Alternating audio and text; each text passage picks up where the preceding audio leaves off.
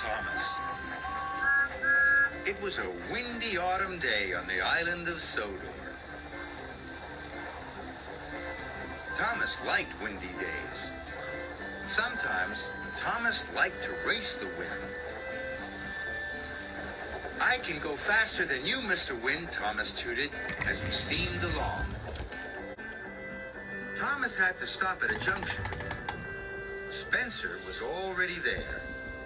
Thomas was surprised. "Hello, Spencer. What are you doing on Sodor?" "I," steamed Spencer, "am to pick up Sir Topham and Lady Hat and the Duke and Duchess of Buxford. They are waiting at Kellstop station. I am to take them to a very important tea party at the Scottish castle." Thomas was disappointed. "Why can't I take them in Annie and Clarabelle?" he puffed. "Because," huffed Spencer loudly, "you are a small engine, and small engines get small jobs. I am a big engine, and big engines get big jobs." The signal changed. Spencer and Thomas wheeshed away. Thomas was determined to win. Sir Topham Hatt, Lady Hat, and the Duke and Duchess of Boxford were waiting on the platform at Kellstop. Suddenly, there was a thundering and a whooshing. Spencer and Thomas were pumping their pistons and bubbling their boilers to arrive at Kellstop first.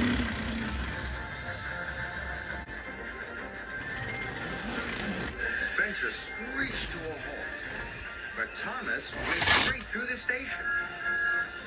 There was a rush of wind so big, it blew Sir Topham Hatt's top hat right off his head.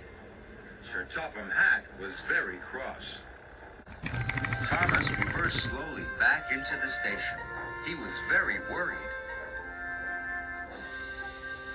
"Thomas," boomed Sir Topham Hatt, "why were you going so fast? You know engines must go slowly through stations." Thomas felt terrible. "I'm sorry, sir," he peeped. "And," Sir Topham Hatt added, "my hat has blown away. I must have my hat."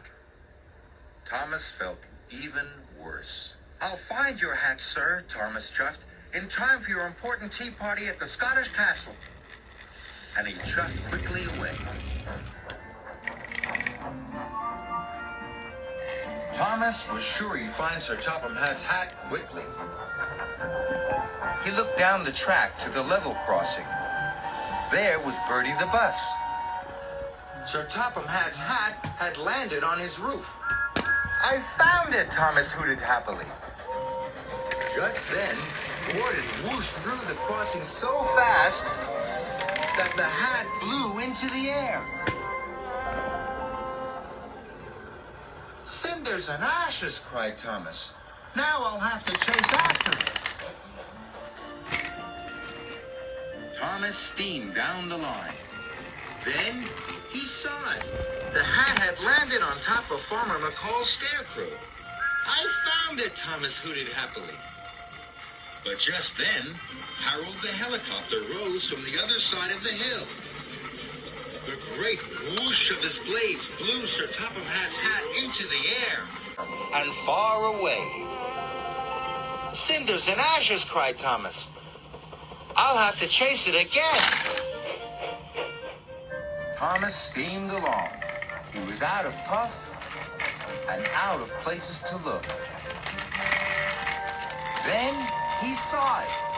Sir Topham Hatt's top hat landed on one of the windmill's sails. Thomas hooted happily. But just then, a great gust of wind blew the sails around. And the top hat was blown into the air and far away. "Oh no," tooted Thomas, and he raced after it.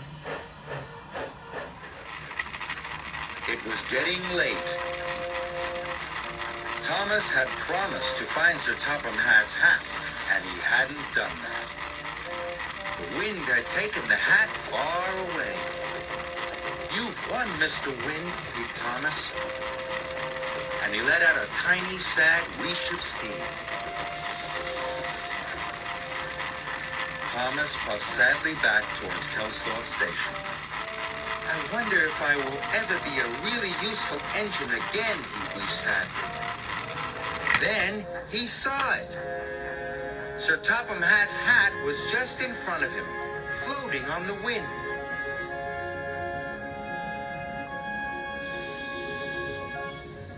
I was silly to think I was as fast as you, Mr. Wind, Thomas chuffed quietly. Please, can you help me? The wind heard Thomas. Sir Topham Hatt's hat floated gently onto Thomas's funnel. Thomas couldn't believe his puff. He chuffed slowly and carefully towards Kellstop Station.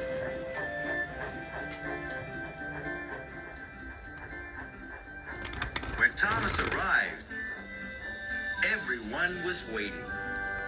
Then Sir Topham Hatt gasped. He saw his hat on top of Thomas's funnel. "You found my hat, Thomas," he boomed happily. "You are a really useful engine." Thomas blew a happy whoosh of steam, and the top hat flew gently from his funnel onto the platform in front of Sir Topham Hatt.